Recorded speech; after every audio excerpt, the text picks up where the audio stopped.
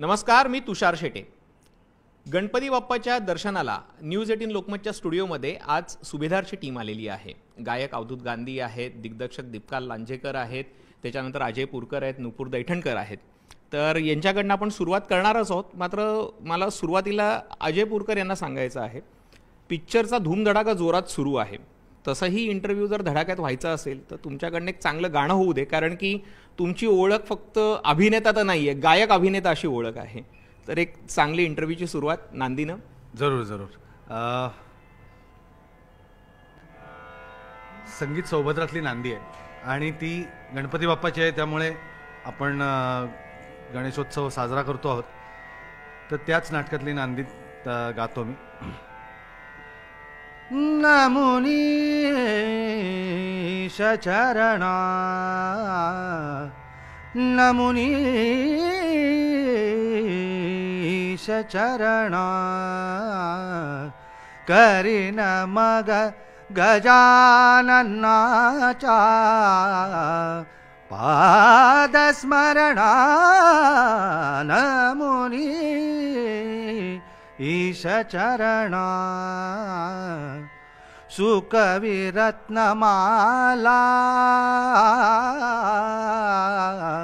अतिशोभा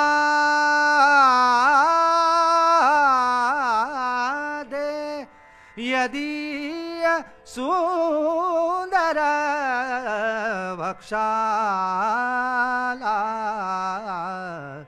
जिच्यामध्ये महामणी प्रकाश पाडित सुवर्ण पदकी धरोनिया कालिदास राणा नमुनी ईश चरणा नमुनी ईश चरणा ईश चरणा ईश चरणा. क्या बात आहे. इतकी सुंदर सुरुवात म्हणजे धमालच आहे. पण आता सुभेदारविषयी बोलूया. 5वा आठवडा सुरू आहे. पहिल्या दुसऱ्या आठवड्यापासून हाऊसफुलचे लागलेले बोर्ड आहेत ते अद्यापही दिसत आहेत अनेक ठिकाणी. आणि इतिहासकालीन चित्रपट असो की त्याला ज्या पद्धतीने लोक आता स्वीकारतायत, लोकांना ज्या पद्धतीने ते आवडत आहेत, असे चित्रपट करताना तुमच्यावरती किती मोठी जबाबदारी असते? खूप जबाबदारी आहे संपूर्ण टीमची असं मी म्हणतो. खरं तर 5व्या चित्रपटापर्यंत जेव्हा हा प्रवास सुरू झाला फर्जनपासून, तेव्हा खरंच वाटलं नव्हतं की आपण पहिला पिक्चर करूयात. त्यात सगळ्यात महत्त्वाची गोष्ट म्हणजे प्रत्येकाच्या मनात छत्रपती शिवाजी महाराजांबद्दलचं प्रेम, आदर, भाव हा असल्याशिवाय आमच्याकडे त्या इंटेन्सिटीने कामं होऊच शकत नाहीत. ह्याचा अनुभव आम्हाला प्रत्येक चित्रपटामध्ये येतो. वेळोवेळी छत्रपती शिवाजी महाराजांचा आशीर्वाद पूर्ण टीमवर आहे ह्याचीही प्रचिती येते वेळोवेळी. तर जबाबदारी प्रत्येक चित्रपटागणिक वाढत गेलेली आहे असं मी म्हणतो. कारण फर्जंद हिट झाला, त्याच्यानंतर फत्तेशिकस्त हिट झाला, तर प्रत्येक चित्रपटाची एक चढता जो ग्राफ आहे त्याच्या बरोबरीने प्रत्येकाची टीममधल्या जबाबदारी ही वाढतच गेलेली आहे. कारण चित्रपट हे समाज बदलण्याचं माध्यम नक्की असतो याचा आम्हाला सगळ्यांनाच, आम्ही सगळेजण याच्यावरती पूर्णपणे सहमत आहोत. त्यामुळे असे चित्रपट देताना मूळ जो आमचं जे मिशन आहे की पुढच्या पिढ्यांना छत्रपती शिवाजी महाराज म्हणजे कोण, त्यांचं कर्तृत्व काय, त्यांनी कसा हा महाराष्ट्र प्रदेश घडवला असेल, कोण कोण बरोबर होते, कोणी कोणी बलिदानं दिली आणि त्याचं महत्त्व काय. थोडक्यात सांगायचं तर आज समाजामध्ये आपण बघतो की निष्ठा नाही आहे, स्वामीनिष्ठा तर नाहीच नाही, किंवा त्याग नाही आहे, बलिदान नाही आहे. तर ह्याची कुठेतरी मला असं वाटतं की लोकांना निदान स्क्रीनवरती प्रचिती आली याचा आनंद आणि अभिमान वाटतो, समाधान वाटतं. की 5 चित्रपटांमध्ये जेव्हा लहान लहान मुलं जेव्हा आज खेळ खेळताना सुद्धा ॲव्हेंजर्सचे टी शर्ट्स किंवा त्यांची खेळणी न घेता जेव्हा ढाल तलवारी खोटे खोटे हातात घेऊन ते चित्रपटाचे सीन्स एनॅक्ट करतात आमच्या, तेव्हा अक्षरशः असं वाटतं की चला आपण जो हा प्रवास सुरू केला होता तो कुठेतरी पोहोचतोय, त्याचा काहीतरी फलित होताना. नक्कीच नक्कीच. अगदी. दिग्पालजी, तुमच्याकडे यायचं आहे. म्हणजे 2 महत्त्वाच्या गोष्टी, लेखन आणि दिग्दर्शन ॲट अ टाइम दोन्ही हाताळत आहेत. आणि हे सगळं करताना जसं अजय यांनी सांगितलं की अष्टकापैकी 5 पर्यंत पंचमापर्यंत तुम्ही पोहोचलेला आहात. आव्हानं बरीच असतात, अभ्यास बराच करायचा असतो, मात्र ही एक भीती असते का की आपण कुठेतरी ट्रोल होऊ, चुकीची गोष्ट कुठे दाखवली जाणार नाही. मात्र हे तुमच्या बाबतीत अद्याप कुठेही झालेलं दिसलेलं नाही आहे. त्यामुळे आपण जो म्हणतो की एखाद्या गोष्टीचा होमवर्क महत्त्वाचा असतो, तसा तुमचा होमवर्क हा कशा पद्धतीनं चालतो आणि काय काय गोष्टींचे छोटे छोटे कंगोरे घेण्यासाठी कशा पद्धतीनं रिसर्च केला जातो?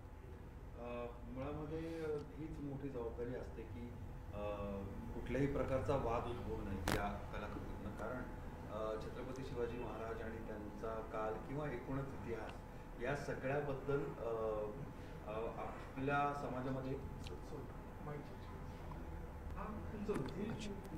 हां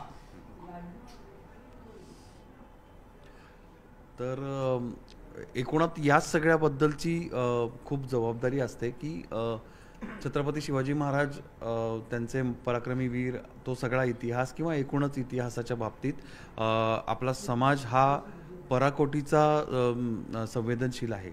कारण प्रत्येकाच्या भावना त्याच्याशी निगडीत आहेत. खरं. त्यावेळी त्या भावना कुठल्याही पद्धतीने दुखावणार नाहीत याची काळजी घेणं खूप गरजेचं असतं. कारण छत्रपती शिवाजी महाराज ही आपल्या जगण्याची प्रेरणा आहे खरं सांगायचं तर. खरं. मराठी माणूस हा त्याच्याशी जास्त जवळून जोडलेला गेलेला आहे आणि जी देशभक्त मंडळी संपूर्ण देशामध्ये असतील, जगभरामध्ये असतील, भारताशी नातं सांगणारी या सगळ्यांचा श्वास आहे छत्रपती शिवाजी महाराज म्हणजे. तर त्यावेळी त्यांच्या इतिहासाचं सादरीकरण होताना कुठल्याही प्रकारे आवाजवी स्वातंत्र्य घेतलं जाणार नाही, ज्याला आपण सिनेमॅटिक लिबर्टी म्हणतो, याची काळजी आम्ही मला याच्यावरच तुम्हाला विचारायचं होतं. कारण की सिनेमॅटिक लिबर्टीच्या नावाखाली आपल्याला जे पाहिजे ते दाखवता येतं, बरोबर, आणि तो अधिकार तुमचा असतो. मात्र आपल्या मनासारखं करणं यापेक्षा वस्तुस्थिती तळागाळापर्यंत पोहोचवणं आणि खरा इतिहास सांगणं हे जास्त महत्वाचं आणि चॅलेंजिंग वाटतं का? हो आहे. कारण मुळात काय आहे की आपला इतिहासच खूप जास्त ड्रॅमॅटिक आहे, नाट्यमय आहे, रोमांचक आहे. तर त्याच्यात माझ्या कल्पनेचे उगाच फुगे सोडणं त्याच्यात काही गरजेचं नाही आहे असं मला वाटतं. आता लिबर्टीच्या बाबतीत जर बोलायचं झालं तर हे स्वातंत्र्य कुठं घ्यावं लागतं की बऱ्याच ठिकाणी काही कागदपत्र मिसिंग असल्यामुळे इतिहास मूक होतो, तो आपल्याला काही गोष्टी सांगत नाही. तर त्यावेळी आत्यंतिक लॉजिकल तार्किकतेच्या जोरावरती तुम्हाला एक प्रोबॅबिलिटी म्हणजे संभवनीयता साध्य करावी लागते की हे जर घडलं असेल तर हे अशा पद्धतीनेच घडू शकतं. तत्कालीन राजकीय, आर्थिक, सामाजिक, वैयक्तिक आणि इतर चालीरीती या सगळ्यांच्या निकषांवरती घासल्यानंतर हे घडलं तर असंच घडू शकतं. बरोबर. इतकी तार्किकता आणून ती प्रोबॅबिलिटी आणावी लागते. म्हणजे मग त्या दोन घटनांच्या मधली जी जो दुवा हरवलेला आहे त्या साखळीतला तो मिळतो. तेवढीच लिबर्टी असावी असं मला वाटतं. आणि मग त्याच्यासाठी मग तुम्हाला खूप जास्त प्रमाणात तत्कालीन आजूबाजूच्या गोष्टींचाही अभ्यास करावा लागतो. म्हणजे फक्त शिवचरित्रच जर तुम्हाला वाचायचं असेल तर कवींद्र परमानंदकृत शिवभारत तुमच्याकडे उपलब्ध आहे की स्वतः कवींद्र छत्रपतींच्या दरबारात कविराज होते, त्यांनी लिहिलेलं शिवभारत आहे. तो अत्यंत ऑथेंटिक सोर्स मानला जातो. बरोबर. सभासदांची बखर आहे आणि असे अनेक कागदपत्र आहेत. याच्या पलीकडे जाऊन तत्कालीन पत्रव्यवहार जो आहे तो सगळ्यात ऑथेंटिक मानला जातो. तुम्हाला तिकडे जावं लागतं. तरीही हे सगळं जरी व्यवस्थित झालं असलं तरीही काही व्यक्तींना वाद उफाळून काढायचा असतो. काही ना काही करण करून ते समोर येत असतात. हे असं नाही, ते तसं नाही. अनेक जण म्हणजे व्हॉट्सअप युनिव्हर्सिटीच्या माध्यमातून अनेक जण आकला शिकवायला बसलेलेच आहेत. मग असा काही प्रसंग तुमच्या बाबतीत झाला होता का? आणि जर तो झाला होता तो कसा काही मॅनेज केला? सुदैवाने असं नाही झालेलं आतापर्यंत. ग्रेट. कारण काय आहे की संपूर्णतः तथ्यांवर आधारित, कागदपत्रांवर आधारितच सिनेमा बनवायचा हे आम्ही पहिल्यापासून ठरवलं आहे. काही वेळेला जो मोह होतो आपल्याला कलात्मकतेचा की अरे हे अजून जरा असं केलं ना तर जास्त छान वाटू शकतं ड्रॅमॅटिकली, तो मोह टाळतो आम्ही. कारण हे सिनेमे आता डिजिटल माध्यमावर असल्यामुळे किमान 100 वर्ष टिकणार आहेत. अगदी. तर पुढच्या 3-4 पिढ्यांना हे सिनेमे मार्गदर्शक ठरणार आहेत. बरं, मार्गदर्शन म्हणजे काय? हे सिनेमे ऐतिहासिक दस्तऐवज नाही आहेत, परंतु हे इतिहासाची प्रेरणा देणारे, म्हणजे इतिहासाचा अभ्यास करावा असं कुठल्या तरी तरुणाला वाटावं, पुढच्या पिढीतल्या माणसाला वाटावं, असे चित्रपट नक्की आम्ही निर्माण केलेत. त्यामुळं त्यात कमीत कमी लिबर्टी असावी असं एक आम्ही ठरवलेलं आहे. तुम्ही मोह टाळलेला आहे. मला अजय यांना विचारायचं आहे की एखाद्या ॲक्शन सीन मधला जो तुम्हाला करावासा वाटला की बाबा हे खूप चांगलं होऊ शकतं, पण त्यांनी सांगितल्यामुळे किंवा तुम्ही डिस्कस केल्यामुळे असा कुठला एखादा मोह टाळलाय का, आयदर पावनखिंड किंवा आत्ता? नाही, असं नाही होत, कारण की आमचे चित्रपट सगळीकडे म्हणजे जगभरात म्हणलं तरी चुकीचं ठरणार नाही, कारण की जगभरातले मराठी लोक शिवाष्टकातले सगळे चित्रपट बघतात. आणि दुसरी गोष्ट महत्त्वाची सांगायची ती ह्याच कारणाने की आमच्याकडे प्री प्रोडक्शन नावाचा जो प्रकार आहे ना, तो खूप स्ट्रॉंग असतो. ऑन पेपर आम्ही खूप स्ट्रॉंग असतो. उठलो आणि ॲक्शन सिक्वेन्सेस केले असं आमच्याकडे होत नाही. ते फिजिकली पॉसिबलही नसतं, कारण खूप एनर्जी त्यात द्यावी लागते आणि कधीकधी दिवस दिवस एखादा सिक्वेन्स चालू राहू शकतो, राहतोही. ह्या सगळ्या गोष्टीत मला हे सांगायचं आहे की निखिल लांजेकर आणि दिग्पालचा धाकटा भाऊ निखिल, हे दोघं जण सगळ्या फाईट्स कोरिओग्राफ करतात आणि ते करताना त्यांनी पूर्ण त्याचा अंदाज घेतलेला असतो किंवा त्या गोष्टींना त्यांनी महत्त्व दिलेलं असतं. म्हणजे एखादी ॲक्शन बाजीप्रभू देशपांडे असतील किंवा सुभेदार तानाजीराव मालुसरे असतील यांच्यासाठी एक स्पेशल त्यांनी एक केलेलंच असतं. त्यामुळे मला खरं तर मागावं नाही लागत, पहिली गोष्ट. आणि हा हिरो आहे त्या चित्रपटाचा म्हटल्यावरती काहीतरी हिरोईक ॲक्शन ही पाहिजे, कारण की काय आहे ना, मला काय वाटतं की हे चित्रपट खूप उत्तम बॅलन्स आहेत. बरोबर. म्हणजे येणाऱ्या प्रेक्षकांना या चित्रपटातनं सगळं मिळतं. मला या सगळ्यावर जायचं आहे. म्हणजे अजय पुरकर, तुम्ही तुमच्या फिटनेसनी, तुम्ही तुमच्या फिजिक्समुळे लोकांच्या मनात, तरुणींच्या मनात एक घर केलेलं आहे, तो भाग दुसरा. बाजीप्रभू देशपांडे मधले तुमचे स्टंट्स खतरनाक झाले, खूप प्रसिद्ध झाले, लोकांनी त्याचं कौतुक केलं, हेही होतं. पण जेव्हा तुम्ही खिंडीत उभे होतात आणि जेव्हा समोरनं अशी यवनांची फौज येत होती आणि तुमचा तो जो लूक होता ना, तो प्रचंड भाव खाऊन गेला. तो एकच राहिला, चल. तो एकदा एक करून तो ऍक्च्युली तो डायलॉग मला खूप जण म्हणतात किंवा विचारतात देखील आम्हाला, वेगवेगळ्या ठिकाणी आम्ही जातो तेव्हा, की हे आयत्या वेळेस सुचलं. म्हणलं नाही, मी तुम्हाला अजूनही स्क्रिप्ट माझ्या सगळ्या, मी जेवढे प्रोजेक्ट करतो सगळ्याच्या स्क्रिप्ट माझ्याकडे अजूनही ठेवलेले असतात सगळ्या. ही सिनेमॅटिक लिबर्टी नव्हती. हो, नव्हती. कारण मी म्हटलं की मी खूप इंटरेस्टिंग जी चर्चा झाली होती माझी आणि दिग्पालची, ती मी नक्की इथे सांगेन की हा चल त्यांनी स्क्रिप्टमध्ये लिहिलेला होता. चल, मी म्हणलं हे कसं करूयात, त्याच्यावरती नक्की डिस्कशन झालं. मग तो म्हटला की जी 300 लोक इथे थांबली आहेत ना, त्यांना माहिती आपलं काय होणार आहे. बरोबर. पण आपण इथे का थांबतोय हे देखील त्यांना माहिती आहे की छत्रपती शिवाजी महाराजांच्या केसाला देखील धक्का लागणार नाही, ते तिथे पोचेपर्यंत आपल्याला कोणालाही मरायची सुद्धा उसंत नाही, हे 300 लोकांनी ठरवलं होतं आणि ते तिथे उभे होते. अशा माणसांना, ज्यांना आपलं काय होणार आहे, आम्ही हे कशासाठी करतो हे आम्हाला माहिती आहे, इतका सगळा, ज्याला आजच्या जेन झीच्या लँग्वेजमध्ये सॉर्टेड म्हणतात ना, ही 300 लोक सॉर्टेड होती. अशा माणसांना तुम्ही घाबरू नाही शकत ना. त्यामुळे जेव्हा तो म्हणतो की हट जाओ वरना कीमा बना देंगे, त्याचं ऑब्व्हियस उत्तर चल एवढंच असू शकतं. आणि ते फक्त तुमच्या नाही, तुमच्या जागी दुसरा कोण असतं, म्हणजे या डायलॉगला पुढचा जर कोण असतं ना, कीमा बना देंगे, चल होणारच होणार. तुला जे आम्हाला सगळं माहिती रे बाबा, तू काय घाबरतोस, याच्यातनं या सगळ्या भावनांचा परिपाक हा तो चल आहे, असं मला दिग्पाल. क्या बात आहे. अवधूतजी तुमच्याकडे येतोय. मात्र पहिलं एक नुपूरला प्रश्न विचारायचा आहे. या अष्टकांचा तुम्ही एक भाग आहात, छोट्या पडद्यावरती आम्ही तुम्हाला बघतोच आहोत, मात्र या अष्टकांचा एक भाग असणं ही किती मोठी अभिमानाची गोष्ट आहे? खरंच खूप अभिमानाची गोष्ट आहे, कारण शिवराज अष्टकातले प्रत्येक मूवी हा एक, मला असं वाटतं, संस्कार आहे, जो सगळ्या लहान मुलांना किंवा आत्ताच्या पिढीला ते बघत बघत मोठे होत आहेत. आणि मी पण त्याच्यातलीच एक आहे.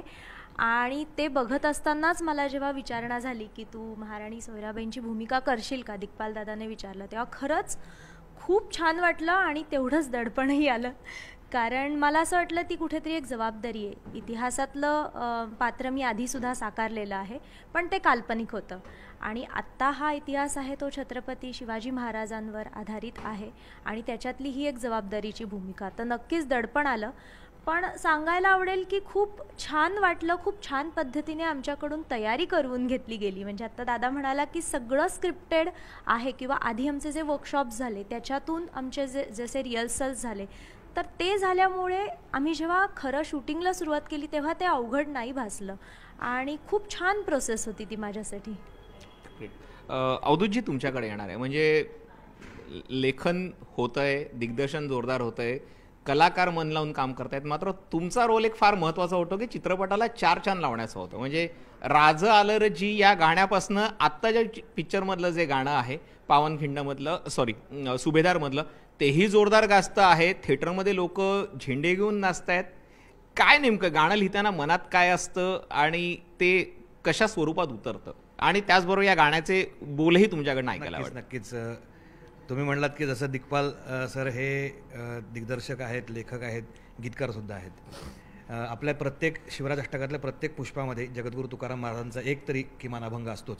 आणि इतर जी काही गाणी त्याच्यामधली ऐकायला आपल्याला मिळतात, पाहायला मिळतात, ती सर्व गाणी दिग्पाल सरांनी स्वतः लिहिलेली आहेत. आत्तापर्यंत जी बाकीची जी गाणी तुकाराम महाराजांचा अभंग सोडून, आणि त्या लिखाणामध्येच एवढी ताकद असते आणि त्या लिखाणावर हुकूम तशी चालही त्याची होते. त्यामुळे मला फार काही एफर्ट्स घ्यावं लागत नाहीत. आणि छत्रपती शिवरायांची जसं अजयदादा म्हटले सगळ्यांवरती कृपा आहे आणि त्या कृपेतनं ह्या गोष्टी घडत आहेत. आणि आम्ही सगळ्यांनी सरेंडर केलेलं आहे त्या शक्तीसमोर, स्वतःला सरेंडर केलं की आम्ही कोणी नाही आहोत, करता करविता तुम्ही आहात. जे काय आमच्या हातून चांगलं करून घेता येईल ते करून घ्या, तुमच्या चरणी ते आम्ही अर्पण करणार आहोत.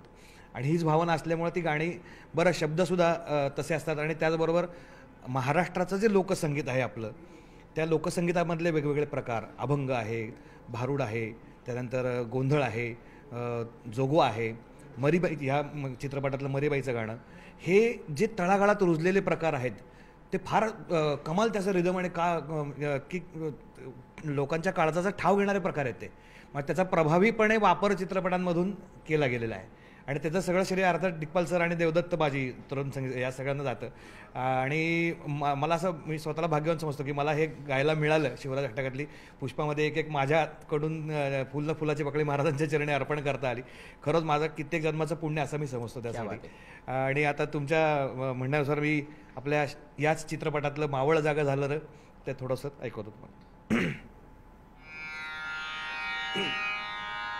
मावळ जाग झालं र, तांबड फुटलं भगवजी, हा गुलामी अंधार फिट, सूर्य शिवबा उगवजी, मावळच्या मातीला जाग ही आली, तुमच्या पायी धरणी पावन झाली, सह्याद्रीला आज येती या जाग, दख्खनचा गर्व हे शिवाजी राज, सोन्याच्या फाळान शेतीची लेणी, कोरून काढी यो मराठा मानी, आधार जयांचा मानी बळीराज, दख्खनचा गर्व हे शिवाजी राज, शिवबार राजर मावळचा धनी, शिवबाराज मर्दानी, बिरुबा खंडोबा ज्योतिबा जो मनी, शिवबा तैसा मर्दानी, शिवबार राजर मावळचा धनी,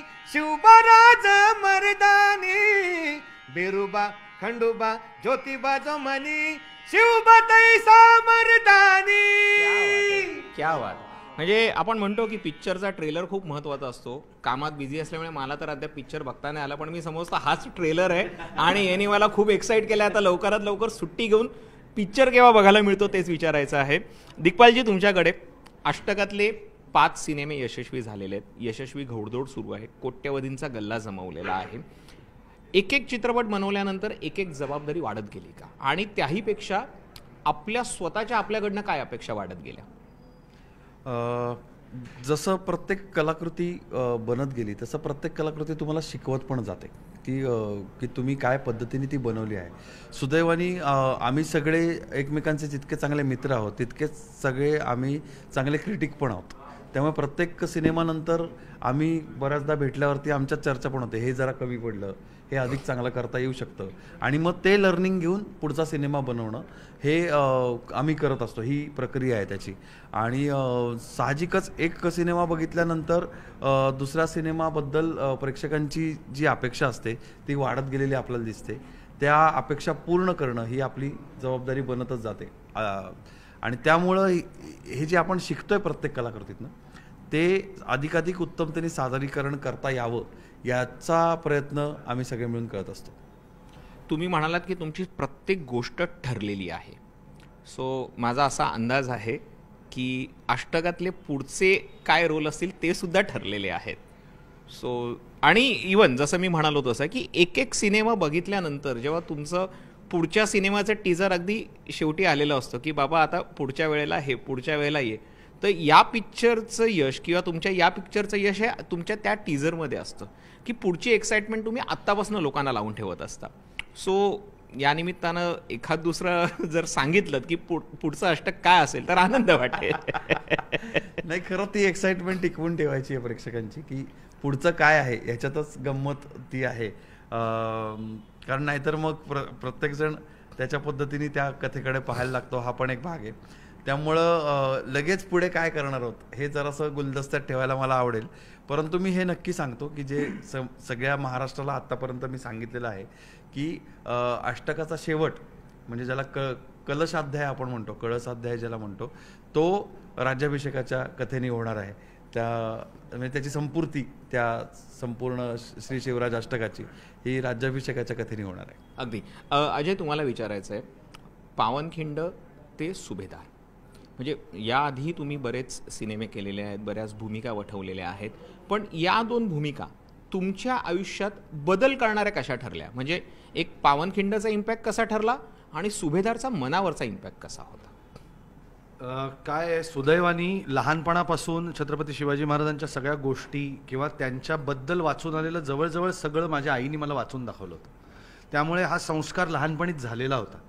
दिग्पाल आणि मी मित्र झालो आणि त्यानंतर शिवराज अष्टक सुरू झालं, हा त्या सगळ्या साठलेले जे संस्कार होते ना ते बाहेर पडणं, व्यक्त होण्याची प्रक्रिया आहे असं मला वाटतं. ग्रेट. लहानपणापासून बाजीप्रभू देशपांड्यांचं युद्ध हे ऐकलेलं आहे मी. आई वाचताना घळाघळा डोळ्यातनं पाणी आलंच पाहिजे, ते कसं नाही, तुम्ही संवेदनशील नाही आहात नाही खरंय की ही 300 लोक जर उभी आहेत तिथे तर ती कशासाठी उभी असतील आणि किती थोर असतील आपले राजे की 300 लोक स्वतःचा जीव ओवाळून टाकतात त्यांच्यावरनं. म्हणजे महत्त्व कुठे कळलं होतं आणि त्यावेळेस त्यांनी तिथे उभं राहणं किती महत्त्वाचं होतं. असा सगळ्या बाजूंनी जो काही विचार मला सांगितला गेला लहानपणापासून तो आत कुठेतरी रुजलेलाच होता. हे चित्रपट ते माध्यम आहे ज्याच्यातनं मी व्यक्त होतोय आणि त्यामुळे कदाचित माझ्याकडनं तो अभिनय त्या प्रकारे होत असावा असं मला वाटतं. कारण ह्या सगळ्या पात्रांबद्दल जर बोलायचं झालं, ही लार्जर दॅन लाईफ ज्याला आपण म्हणतो अशी ही सगळी चरित्र आहेत. त्यामुळे ही साकारताना तुम्ही वरवरचं काही नाही करू शकत. तुम्हाला थोडासा, मी मोठा शब्द वापरत असेल कदाचित, पण परकाया प्रवेश करावा लागतो, त्याशिवाय नाही घडत आहे. कारण ना 300 वर्षापूर्वी ना आपण कोणी त्यांना पाहिलेलं नाही आहे, कसं आपण त्यांच्याबद्दल, पण आपल्याला विचार करायला मेंदू दिलाय देवाने तो वापरायचा की का कसे असतील हे, खरंय, कसे वागत असतील, कसे बोलत असतील, कसे चालत असतील. बरं, एवढं सगळं करून मी मुद्दामून सांगू इच्छितो की आम्ही कधीही त्यांना एलियन दाखवलेलं नाही, आम्ही त्यांना ह्युमन बिंग्स दाखवले. ते इथलेच ह्याच मातीतली लोक होती, जी भाकरी तू खातोस तीच ते खात होते. मग काय होतं वेगळं त्याचा विचार करायचा नट म्हणून की काय काय होतं त्यांच्यात, जे शोधलं पाहिजे आपण, आणि तरच ती भूमिका उत्तम वठवता येते असं मला वाटतं.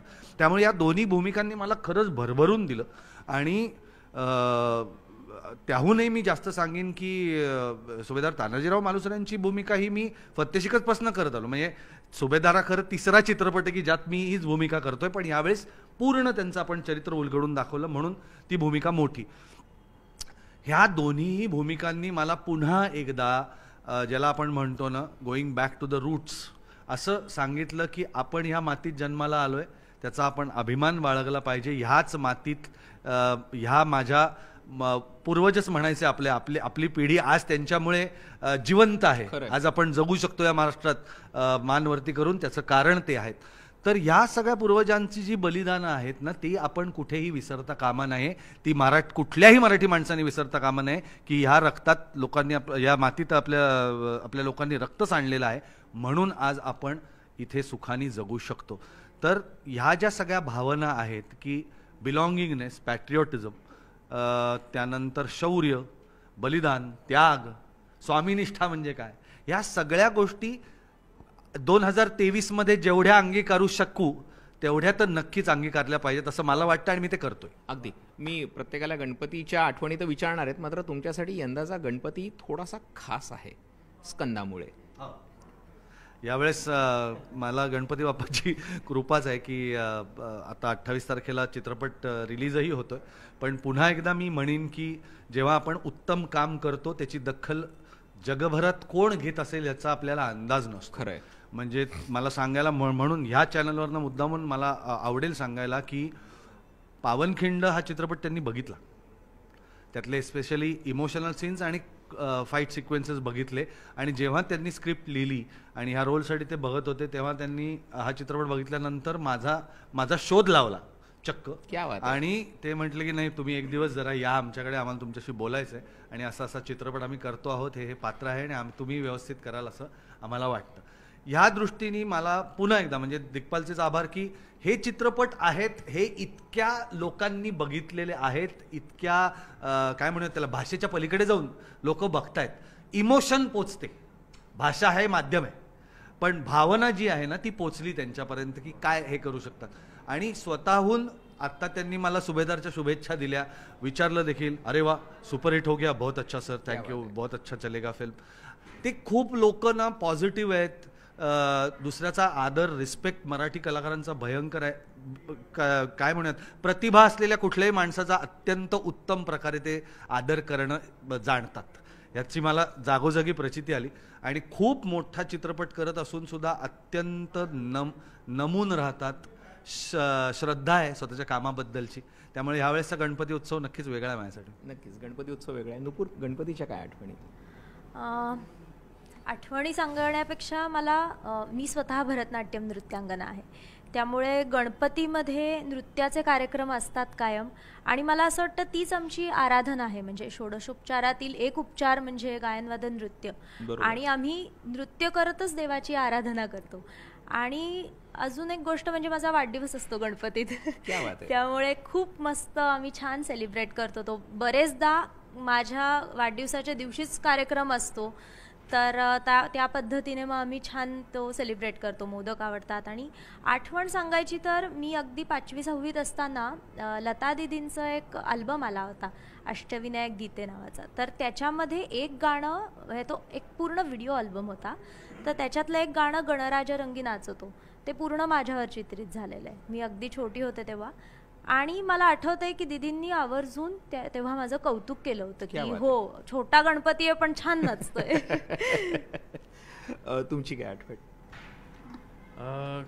मी पुण्यामध्ये कसबा पेठेमध्ये वाढलो. तिथे खूप कोर पुणं ज्याला म्हणतो आपण, तशा पद्धतीचं त्यावेळी ते कसबा गावठाण असं होतं.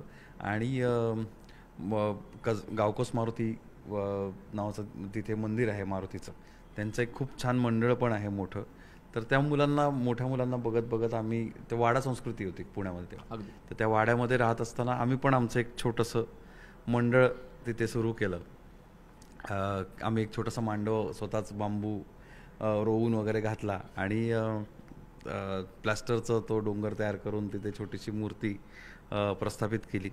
आणि मग त्या वर्षी मी खूप शिकलो, खरं सांगायचं. लहान होतो पण त्याचं आकलन आता होतं की एक चांगली गोष्ट तुम्ही सुरू केल्यावरती काय घडतं. आणि तेव्हा वाड्यातली मोठी माणसं जी होती आमच्या घरच्यांसकट, ते खूप असे डाफरत होते येतात आता आमच्यावर, काय उद्योग चालला आहे, अभ्यास नाहीत का तुम्हाला वगैरे वगैरे. आणि दुसऱ्या-तिसऱ्या दिवशी आमची वर्गणी संपली जी काय गोळा केली होती. आता आम्ही ठरवलं होतं 5च दिवसाचा गणपती करायचा, पण आता उरलेले 2 दिवस प्रसादाचं काय करायचं, तो बाप्पा तसाच राहणार काय, अशा विवंचनेत आम्ही अक्षरशः रडविले झालो होतो सगळी मुलं. आणि अचानक संध्याकाळी एक काकू ज्या सगळ्यात जास्त ओरडत होत्या आम्हाला, त्यांनी बोलवलं मला इकडे आणि त्यांनी एक डबा हातात ठेवला, ते प्रसाद दाखवा बरं का तुमच्या मांडवामध्ये. क्या बात आहे. आणि मग त्याच्यानंतर 2 दिवस तो अख्ख्या वाड्याचा गणेशोत्सव झाला आणि संपूर्ण त्या वाड्यानी मदत केली. नंतर विसर्जनाला पण सगळ्या वाड्यातली वडीलधाऱ्या माणसांसकट सगळे जवळजवळ एक 40-50 लोक आम्ही तो विसर्जन केलं. चांगली गोष्ट तुम्ही सुरू केलीत की बरं, तिथे आम्ही कुठली सिनेमांची गाणी तेव्हाही लावली नाहीत. तेव्हा आमच्यापैकी एक मुलगा रोज गोष्ट सांगायचा कुठली तरी. मग शिवाजी महाराजांची, क्रांतिकारकाची, हे आम्ही ठरवलं होतं त्या 7-8 मुलांनी. श्रोते तेवढेच 7-8 जणच. अच्छा. एक जण कोणीतरी उभं राहणार रोज आणि वेगळी गोष्ट, हे त्या मोठ्या माणसांनी पाहिलं होतं आणि म्हणून ते मागे उभं राहिले. ही चांगली गोष्ट तुम्ही जर केलीत तर ती ला सगळा समाज मदत करतो. हे आता त्याचं आकलन होतं आहे की हे तेव्हा घडलं होतं, पण हे जे आयुष्यात घडून गेलं ते तो गणेशोत्सव कायम शिकवत राहतो. क्या बात आहे. अवधूतजी? तशा आठवणी भरपूर आहेत, पण एक मला सांगायलाच आवडेल की माझ्या घरी आळंदीला नरसिंह सरस्वती स्वामी महाराजांच्या मठात आम्ही पुजारी आहोत, माऊलींचे पण पुजारी आहोत. आमच्याकडं अनेक वर्षांची परंपरा आहे, अनेक पिढ्यांची परंपरा आहे की आम्ही घरी गणपतीच्या मूर्ती करतो. पूर्वी शाडू मातीच्या आणि पोयटाच्या मातीच्या मूर्ती करायच्या. नदीवरनं ती माती आणली जायची पूर येऊन गेल्यानंतर, आणि त्याच्यामध्ये जे पार्थिव गणेशाचं जे आपण त्याच्यामध्ये म्हणतो की त्याच्यामध्ये शेण, गोमूत्र, कापूस, डिंक ह्या सगळ्या मिक्स करून हाताने मूर्ती बनवल्या जायच्या. आम्ही लहानपणी बनवलेल्या आहेत. आता काळानुसार बदल करून साचे वगैरे आले. आता माझे सगळ्यात धाकटे काका नितीन गांधी ते मूर्ती बनवतात. आणि आमच्याकडे अशी पद्धत आहे की मूर्ती बनवायच्या आणि देवघरामध्ये सगळ्या समोर ठेवून द्यायच्या. जे पूर्वापार अनेक वर्ष आमच्याकडनं गणपती नेतात ते त्यांनी यायचं, आवडलेली मूर्ती घ्यायची, इच्छेने पैसे ठेवायचे. कुठल्याही मूर्तीची किंमत, त्याला लेबल कुठलंही लावलं जात नाही. ती प्रथा आजही चालू आहे. 100 वर्षापेक्षा जास्त वर्ष झाली. आणि त्यामुळं ते लहानपणी त्यामुळं मूर्ती करता करता त्याचा हात करायचे, डोळे करायचे, त्या गोष्टी एक वेगळं शिक्षण त्याच्यातनं मिळत गेलं. आणि अजून एक आठवण म्हणजे सांगायची म्हणजे आता गाण्याच्या संगीताच्या दृष्टीने मला आवडेल सांगायला. 2018 सालच्या गणेशोत्सवाच्या आधी आपल्याकडं कुठलाही संकल्प करताना गणपतीचा एक पूर्णोक्त मंत्र आहे. सुमुखशैकदंत शकपिलो गजकर्णकः लंबोदरश्च विकटो विघ्ननाशो गणाधिपा धूम्रकेतुर्गुणाध्यक्षो भालचंद्रो गजानना, हे 12 नामांचा हा मंत्र आहे. तर सकाळी उठलं आणि झोपेतनं उठल्या उठल्या गणपती बाप्पाकडनं डायरेक्ट आशीर्वाद आला. आणि मराठीमध्ये लोकसंगीतामध्ये गण, जसा नांदी म्हणली, गणाचं आपल्याकडं पद्धत आहे कुठल्याही लोककलेच्या प्रारंभी. तर मला एक त्याचं कडवं ऐकायला आवडेल. सुमुख सुंदर हे गजवदना, सुमुख सुंदर हे गजवदना, तव चरणी करितो वंदना.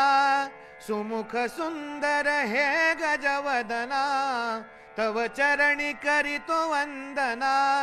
यावे सत्वर विघ्नमर्दना, यावे सत्वर विघ्नमर्दना. गणारे गौरीचा नंदना, गणारे गौरीचा नंदना, गणारे गौरीचा नंदना, गणारे गौरीचा नंदना. क्या बात आहे, क्या बात आहे. म्हणजे मला गप्पा तर अजून सुरू ठेवायच्या होत्या, पण आता इतकं सुंदर झालेलं आहे, कुठेतरी आवडतं घ्यायचंय. तर याच नोटवरती थांबूया, म्हणजे जितकं क्रिस्पी होईल तितकं लोकांना आवडेल, कंटाळवाणी नको व्हायला. तर आपण पाहिलं सुभेदारची टीम आपल्याकडे आलेली होती, बाप्पाचं दर्शन झालेलं आहे, मनसोक्त गप्पा झालेल्या आहेत आणि या गप्पा अशाच पुढे सुरू देखील राहणार आहेत. तुम्ही पाहत राहा न्यूज 18 लोकमत.